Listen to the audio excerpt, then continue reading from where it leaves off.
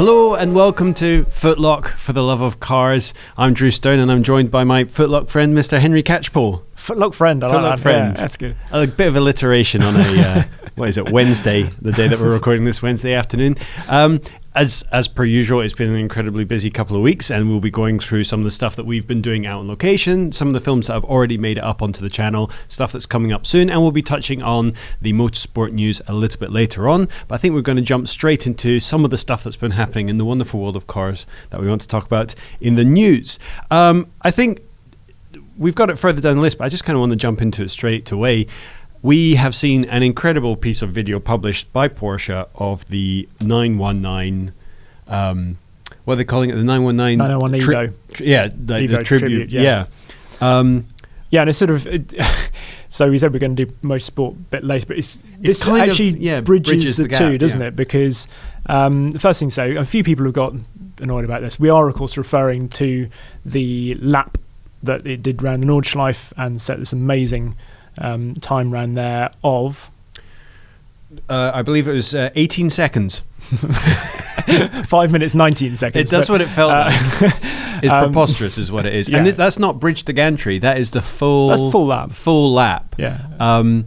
And for context, like anything under 8 minutes is considered pretty damn fast. To try and get a car under 8 minutes is still really shifting. And the record had stood for decades. Yes, it had. Well, it was originally, obviously, and this is why I say it sort of bridges between motorsport and not, because actually that lap record still stands, because to do a lap record it has to be in competition with other cars around, and so Stefan Belloff's time of 6 minutes 11 seconds was in qualifying, and then I think it's a 6 minute 25 seconds, somebody will correct me if I'm wrong, actually in the race. So those as outright lap records still stand. It's just that this is the best ever time around the Nurburgring. So that's and I kind of like that, because obviously that is, the Belloff lap is just legendary, and it's kind of competition, nice wheel to wheel, and it's nice to think of that still existing to some extent. It has set the lap record in what we today in 2018 consider Nürburgring lap records, because we have the rear wheel drive, front wheel drive, production car, electric car, all these different parameters. And at the top of all of these is now this lap. Don't get me wrong, it's amazing. And Porsche, fair play to them for doing it, because, there have been demonstration laps in the past of sort of F1 cars going around there, but to actually go out and timed laps, and I think the shakedown one that they did was 5:35 or something like that. Then they set a 5:24, 5:25, something like that, and then went back out again to do the 5:19. So 3 laps. That's Timo Bernhard. Yeah, you've almost certainly watched the video. If you haven't, why not? You definitely should. And you watch it, and everyone says the same thing. When that looks like it's on fast forward. Someone on Twitter pointed out that if you were there on your first time trying to push it a little bit, first time lap of the Nürburgring, you could actually get lapped on your first lap by this car. It's so quick. Quite easily. Yeah, quite easily. But some people have said, it really makes the point for hybrid cars, and that's true, but a Formula One car would probably give it a run for its money on that time fairly easily. No one's ever going to be silly enough to put a 2018 Formula One car around there, or at least not for a few years, so we might not ever know. But Porsche clearly believe in hybrid technology, electric technology, and that's probably been expressed most clearly recently in their 10% acquisition of Rimac, who probably most famously recently were in the news for being the car that Richard Hammond crashed while filming an episode of the Grand Tour. But the manufacturer of batteries, electric powertrains out of Croatia that are making these low volume electric hypercars, I guess. We had the Concept 1, and now we've got the Concept 2, which they unveiled at Geneva this year. Real cars, not even vaporware, like the proper company building stuff, which is very impressive for such a small company. And then Porsche coming along and buying a 10% stake. Now they've had the Porsche, the Mission E concept has been given a proper name. Taycan. I'll take your word for it. Taycan is what it's going to be called. They're clearly investing in that kind of technology, and this 10% stake in Rimac kind of suggests, it's not an acquisition by any shape or form, but it clearly means that Porsche are pursuing the electric drivetrain notion. Everyone has to be, but this is a very clear indication of where they're going. And going out right now and with a hybrid car setting this lap record as well, it feels like it's part of that, making a point. Yes, the diesel side of it is far less appealing on all fronts, but it's the hybrid sides kind of proving that it's not actually something to be concerned about. It's something to be embraced and enjoyed, and it could be a bright future beyond the world of the internal combustion engine. Right, so the other stuff that we want to talk about, you had a look at something. You showed me a picture of something, and I wanted to talk about it on here actually, because it took my breath away a little bit, because it was not necessarily for what it was stunning. But do you want to fill the listeners in? Yeah, it was. I popped across to see. In fact, my Mark II Escort was kept, and they prepare Land Rovers across there, and this was sort of one they've done. In fact, for the owner, it was his wedding, and it's his wedding car, and he's put a lot of time and effort into it, but it's what they do, and it's a Land Rover Defender with the fabric roof over the back of it, and it is absolutely beautiful. It's done in a Porsche GT colour grey, in fact with Aston Martin silver birch doing the other bits, and it's just all the little details in it. The leatherwork is absolutely beautiful, and there's an element. Well, you said it. There's an element of sort of the Singer to it. Yeah, it reminded me of the care and attention that they put into their cars, where they literally just take the concept of the car and then redefine everything about it, take it back down to the absolute best it possibly could be. Fastidious, I think, is the word, isn't it? But what's most remarkable is not the quality of what seems like the work that they've done, the fit and finish, the design to it. It's the fact that we're comparing it to companies like Singer and Icon, who will charge you $300,000-$500,000 for that. What was the name of the guys doing it? ACH SV or ACH Classic. Well, we might have to go down there and actually do some content on them, because it sounds like they're doing some interesting stuff. On the topic of modifying existing cars, there's a dual birthday for Nissan is celebrating 50 years of the GTR, and Italdesign are celebrating their 50th anniversary, and they've teamed up to create the GTR 50, a custom embodiment of what the GTR could be, and it's quite the looker. Yeah, it really is, and I like the fact that actually the engineering underneath it is a step above a standard GTR as well. It's based on the Nismo, so it's already like on the higher spec. They've from the same engine, but they've managed to get the horsepower up to 710 and 575 pound-feet of torque. So that's over 100 horsepower more than I think you can get in any other current GTR. The GTR is one of those cars that it kind of gets overlooked a lot, because it's been around for quite a long time now. It is a great all-round car, and the new interior makes it feel a lot more luxury, and it's a complete package. But I think the track pack version is probably my favourite of all the GTRs they've done. It's just perfect and really agile, exactly what you want. Now, we talked at length about the GT3 manual film, which went out a couple of weeks ago.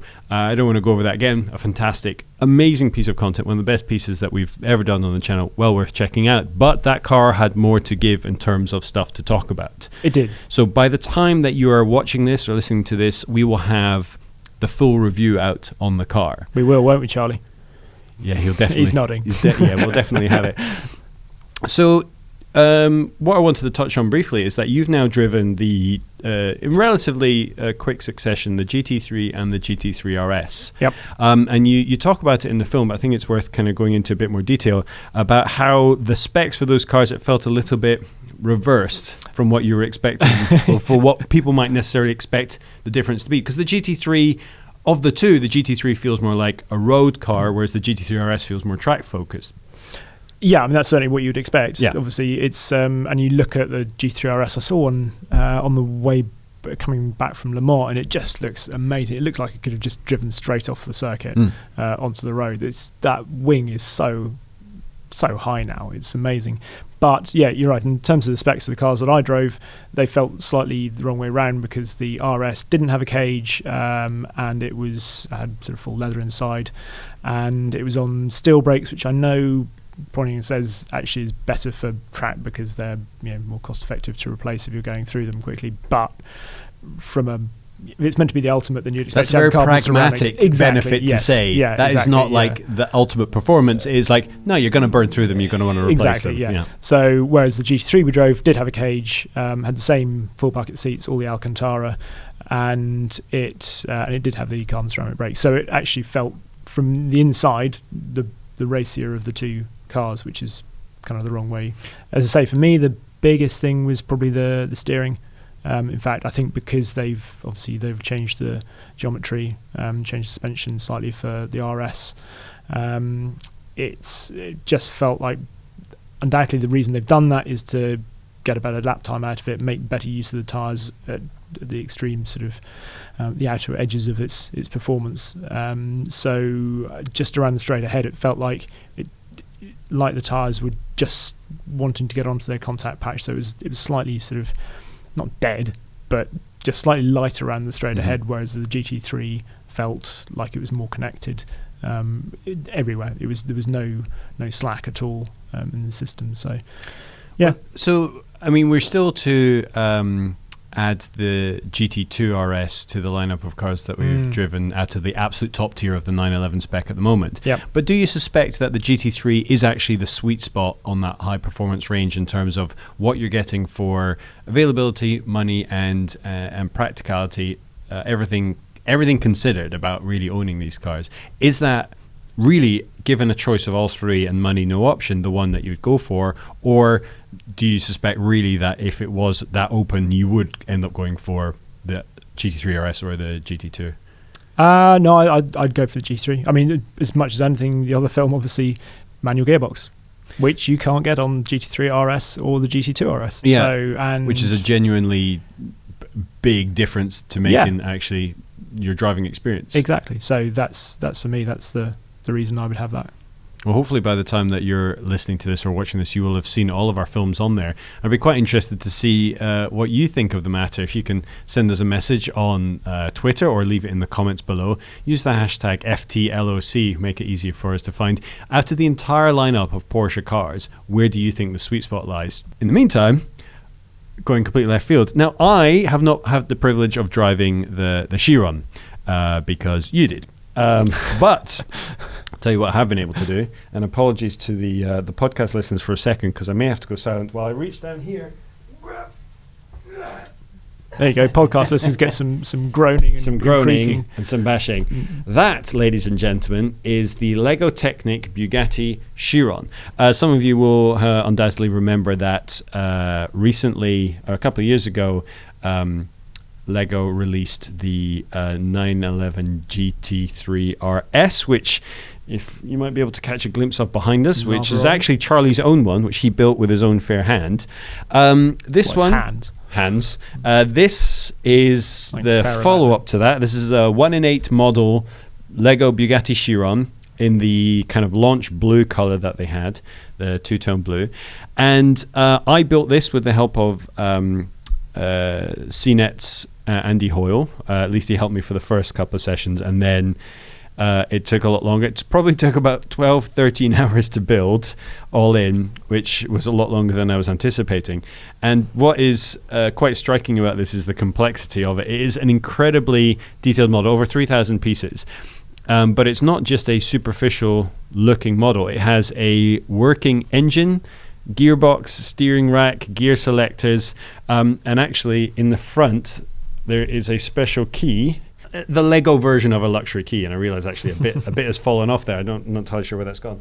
The key actually adjusts the rear wing, because the rear wing on the GT3 RS was of course fixed, but it had a opening trunk, whereas this you get to use it, which is not too dissimilar from how it worked on the Veyron, and I believe also on the Chiron, where you have a special key to unlock the high speed mode where it lowers the body and all that. But it is fundamental car engineering stuff that, this is designed for a 16 plus age group, is what it says in the box. But I think if you have kids who are older than 7 or 8 who have any interest in engineering or have shown any desire to understand how a car works, this is an incredibly great place to start. And it's a huge, engaging project. It does take a long time. You do need to commit quite a few afternoons to get it done properly, especially if you want to add all the stickers correctly. But it's going to have to satisfy my appetite for the Bugatti Chiron for some time, because I don't think I'm going to get a chance to drive one anytime soon. But in its stead, this has been a great project to sink a teeth into. Yes, we'll have a full film on the proper Bugatti Chiron, because Henry is not the smallest person and probably wouldn't fit in this one. Although I think with some movie magic, we could probably make that happen. Coming to the site very, very soon. Speaking of videos that we put up recently, we had 2 smaller films that went up this week. Firstly, you drove we put you in an MX-5 RF for the first time. We're all, the last episode of FtLoC, obviously sections of it were filmed in an NA MX-5 actually, but this was the RF version, the hard metal folding roof version of the ND latest generation of the MX-5. So in that you were kind of comparing the soft top to the hard top, and whether or not you lost anything in the equation. Is that and I kind of ended up sort of concluding both sides of the argument somehow, because I would have the soft top, but equally if you choose to go down the hard top, you don't lose that much. A couple of people mentioned in the comments below the amount of roll that you get. It's very obvious when you look at it. But that's why they're such good cars to learn in. They might not make them the most sort of precise dynamically, but it's all about, so much of driving a car quickly is about weight transfer. Absolutely. Particularly until aero gets involved. Aero, takes that to a slightly different level. But fundamentally, driving a car quickly, whether it's a GT3 race car all the way down to an MX-5 or a Caterham or something, at different levels, it is about weight transfer. And again, particularly in rallying, when you look at that, and it's about feeling that shift and working with the car and being in tune with how it rolls and squats and dives, and getting it therefore to work with the tyres underneath that. And that's why an MX-5 is such a brilliant little tool for teaching you how to drive, because if you can manage the roll in that and get to understand it and predict it, then that's you're going a long way to actually understanding the dynamics of improving your driving. Basically, they are an incredibly fun car to drive, and all it made me do is want to go back out on track and drive it some more. That film is already up on site, as is 2 pieces that I did on the A-Class, the Mercedes A-Class. There is a new 4th generation around, and they've I was out on a launch where they had an original a 1998 Baby Benz A-Class, the A140, and we were driving the new A200.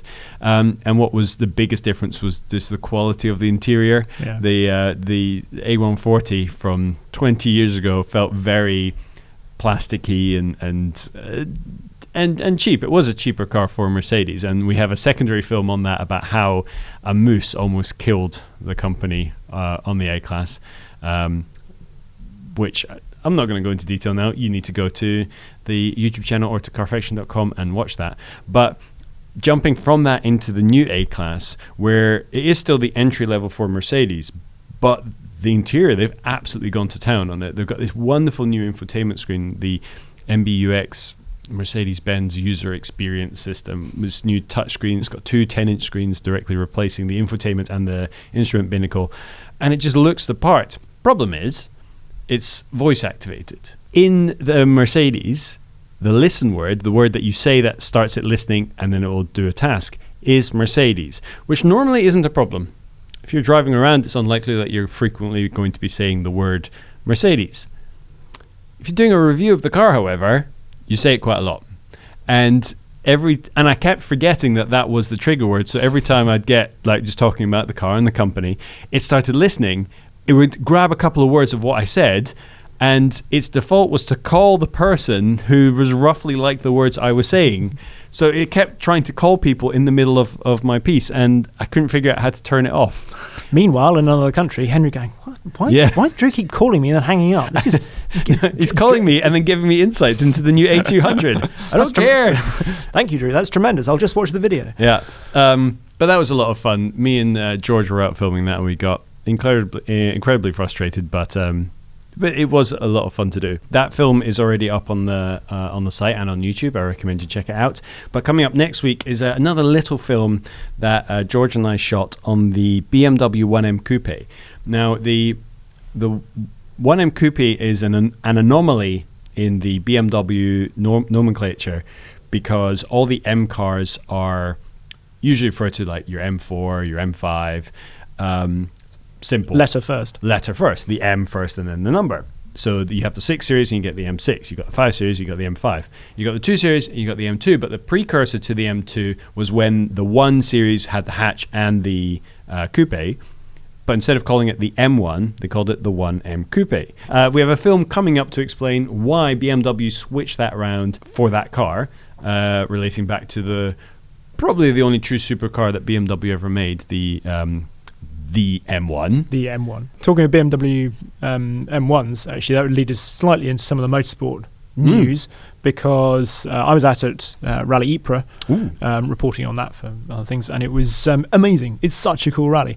And the reason that an M1 is sort of linked to that is because they were celebrating the history of Rally Ypres, and they had a picture there of an M1 doing that rally back in the day. And I just thought, how cool would that be? See that doing a proper stage rally would be amazing. It's just always weird to think of how many different cars we think of as sports cars or supercars that were set up to do rallying, or had were built with rallying in mind, or used to rally. Yeah, absolutely. Like, it always occurs to me as being odd, I think a 911 could be used to rally. Yeah, but it clearly did, absolutely, and very well. And still does, because at Rally Ypres, just behind all the R5 or the front-running R5 cars, were about 8 911, 997 GT3 rally cars. Amazing to have all the R5 cars coming through, led by Thierry Neuville, who was doing the rally and won the rally overall.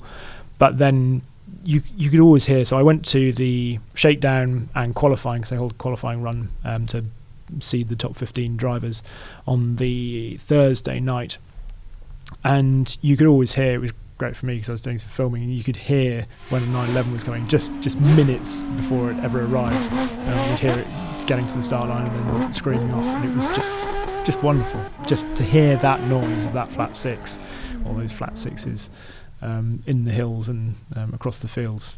What else has been happening in the world of rallying?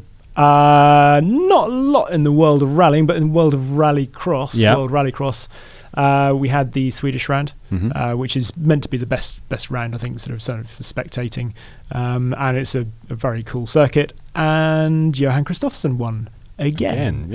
And Johan Kristoffersson is sort of dominating really at the moment. I think he won 8 of the races in a row, so they have the 4 qualifying and then they have the semi-final, and he won 8 of those in a row, which just seems crazy. And there's still reasons to watch it because there's other stuff happening behind in the field, but how do you solve a problem like Johan? Because it's starting to look a bit dominant, and you don't want people, just when World Rallycross is starting to kick off and get more interest, you don't want somebody dominating like that, I don't think, because that's why people, they didn't like the Schumacher era, they don't like the Loeb era, because you've got one person, and he's in the VW Polo, which incidentally, actually, you can see it's completely, I wasn't doing it for this reason, but I had a passenger ride with him in a World Rallycross Polo. It was a taxi car, but it's still very good, and you can see the video footage of that on the channel. Yes, you can. So go and have a look at that.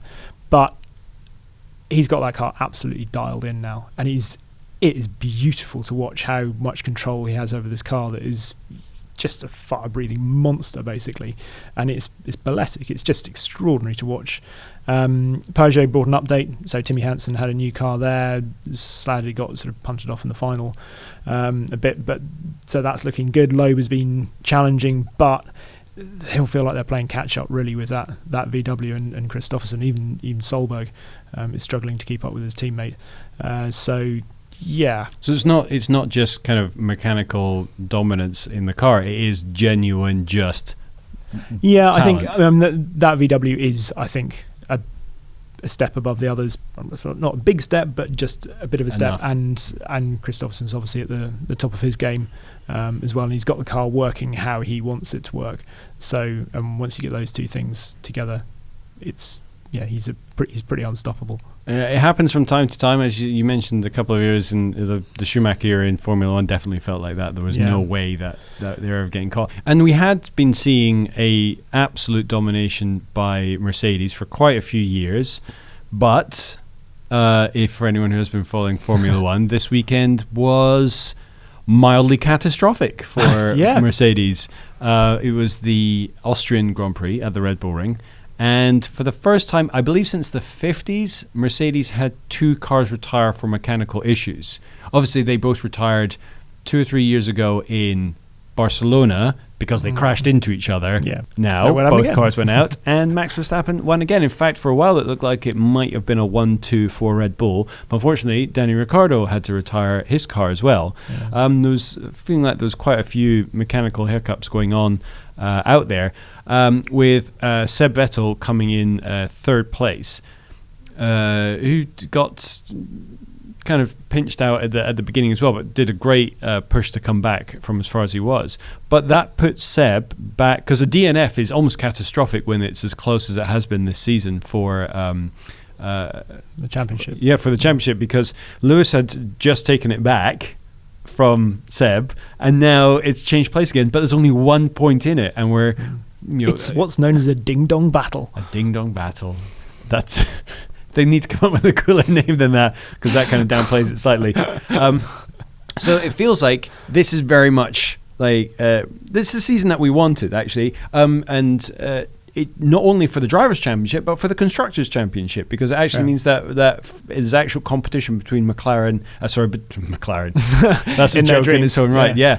Between Mercedes and Ferrari, which is brilliant. Raikkonen was one of my 2 sort of moments of that Grand Prix, because his start, obviously squeezing between the 2 Mercedes. He had a wonderful start coming back from 3rd place. Amazing, and then obviously went off the circuit at the first turn, I think it was, but and miraculously stayed ahead of Max Verstappen. How he did that? Check out the onboard of that, and his, it's easy to forget that he was in the World Rally Championship. Yeah. Not when you see that, because the calmly catches the massive oversteer slide and doesn't get overtaken by Max Verstappen. No, just carries on round the outside.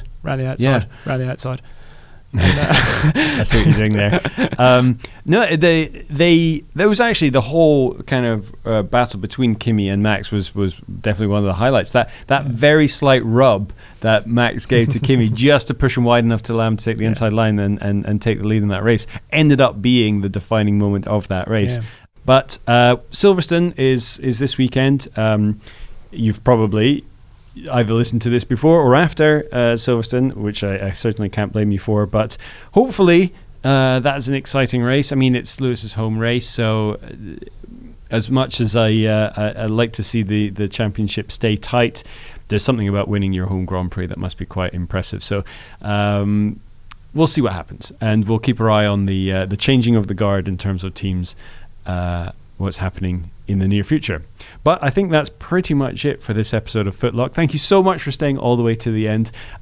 Please let us know what you think of the show, both the podcast and the video version here on YouTube. Remember that if you're watching this on YouTube, it's a shortened version. For the full extended conversation on all the topics that we've covered, do a search in iTunes or Google or Stitcher or wherever you like to get your podcasts for Carfection for the Love of Cars. You'll see a big orange logo, and that is our audio podcast. There's some stuff in there that you cannot get anywhere else, and I can really recommend that you check it out. And remember, on Facebook and on Twitter, we're Carfection and Carfection Films on Instagram, and the new Instagram TV, which if you haven't downloaded the app, I would give a go to. We're experimenting with vertical video on cars, which they don't lend themselves to particularly, but hell, I'll try anything once. Remember that you can follow Mr. Henry Catchpole at Henry Catchpole, and I'm at Drew Stern. But for now, that's all from us, and we'll see you next time.